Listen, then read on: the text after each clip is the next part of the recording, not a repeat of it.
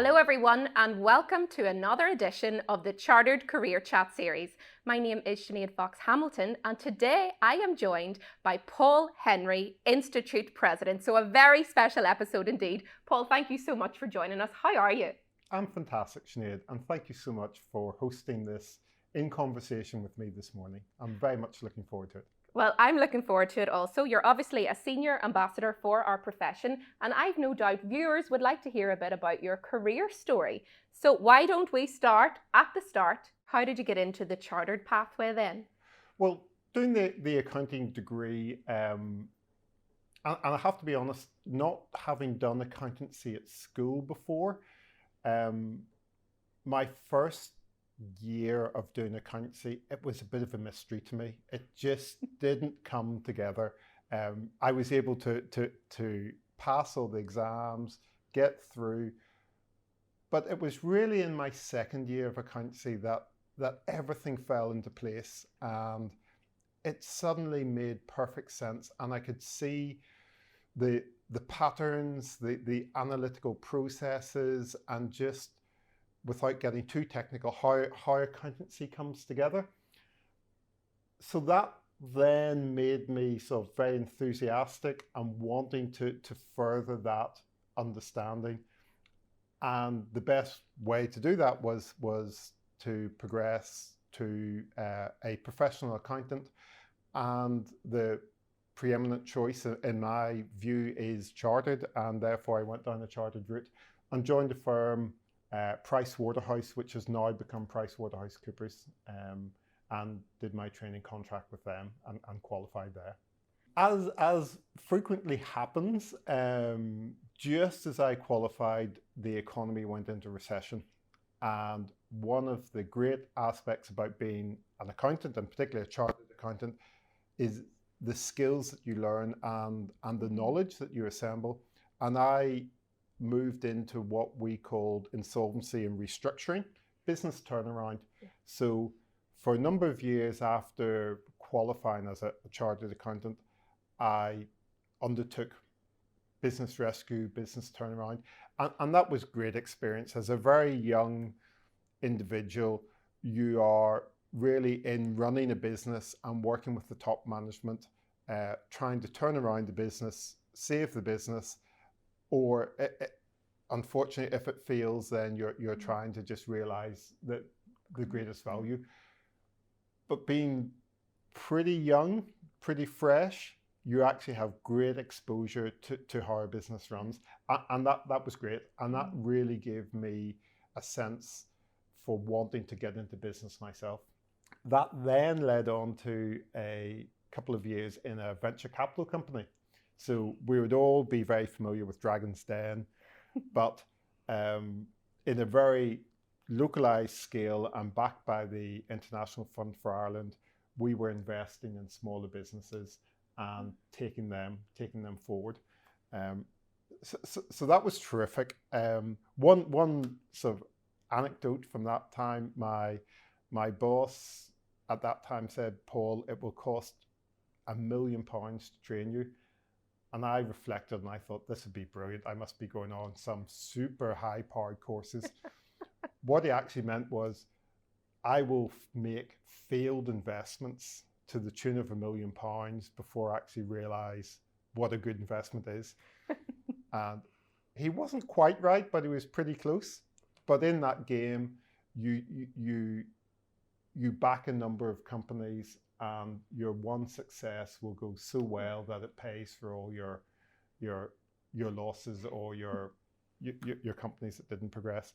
And very much that was a lesson in terms of understanding people and backing people. So we would use the terminology, you're backing jockeys, not horses.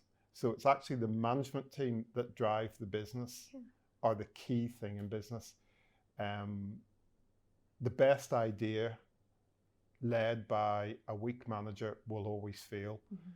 A good management team can turn around a mediocre idea and to get it going. So again, that was a super period in my career. A position opened up in Osborne King, and it was an area that I really began to to enjoy in terms of infrastructure, buildings, property development. And I went for that role, I got it, and having sort of originally come in as a pure finance director to manage the business, then once that bedded down, I was able to begin to orientate to client-facing roles as well. So I do a hybrid role. I often get asked, what do chartered accountants do? And I always try to relay the fact that it's hugely varied. You can work in any sector, train in any sector, and use the qualification as a business leadership qualification. Would you agree it's a business leadership qualification? Absolutely. The number of, chartered accountants who hold positions outside finance roles is incredible. So in terms of our membership, we have 28,500 members worldwide.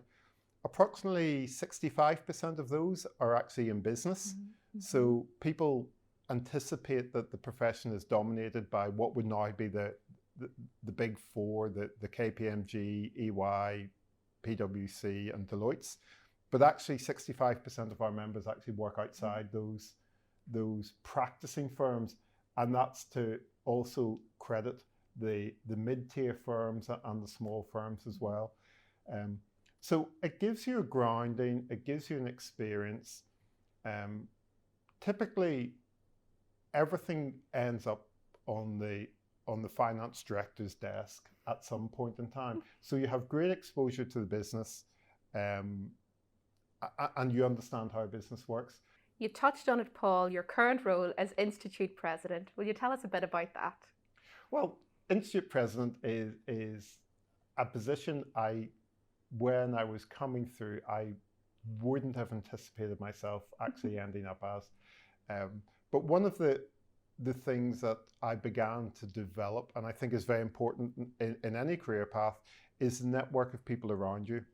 And in Chartered Accountants Ireland, we have a very strong local network, how we connect people on the ground and across the globe through district societies and chapters. And I reached a stage in my career where somebody said, well, why don't you put something back into the profession? And I reflected, it had been very good to me, and I thought, yes, why not? So I suddenly found myself on a path that moved me from joining a committee on to the main committee and then ending up chair of the Ulster Society. As chair of the Ulster Society, I was introduced to the Governing Council of Chartered Accountants. I enjoyed my time attending council, the experiences, the people I met there, and just by way of natural progression, found myself on the ladder, stepping up to presidency, and here I am. The feeling of belonging to something is really important, and I think even more so today when we are more, in a way, disparate and disconnected, we can use technology to feel connected to people and belong to an organisation. And Chartered Accountants Ireland, we've a long history. We trace our roots back to 1888, a royal charter, and that actually gives us, a depth of credibility. It gives us a robustness, and it gives us, something that people feel that is very solid, reputable, and want to belong to. So from that point of view, the ability to network and belong to an organisation, I think, is really important. Do you feel the qualification has had an impact on your own career progression? Oh, undoubtedly.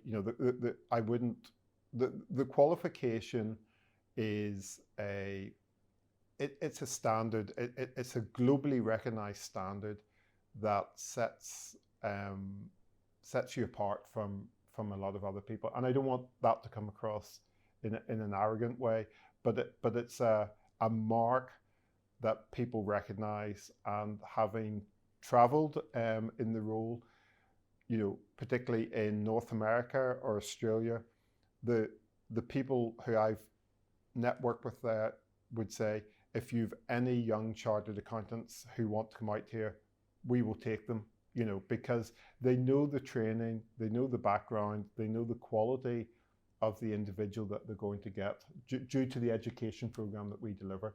So we are actively trying to promote routes into the profession away from what might have been perceived as just purely the university route, to try and open it and be very accessible to school leavers or other different levels of finishing formal education, then to come into the professional education. And any firm actually welcomes that diversity of background. And certainly when I joined, 50% of the intake came from a business, finance, accountancy type background, but the other 50% were very diverse: chemistry, mechanics, engineering, music, law.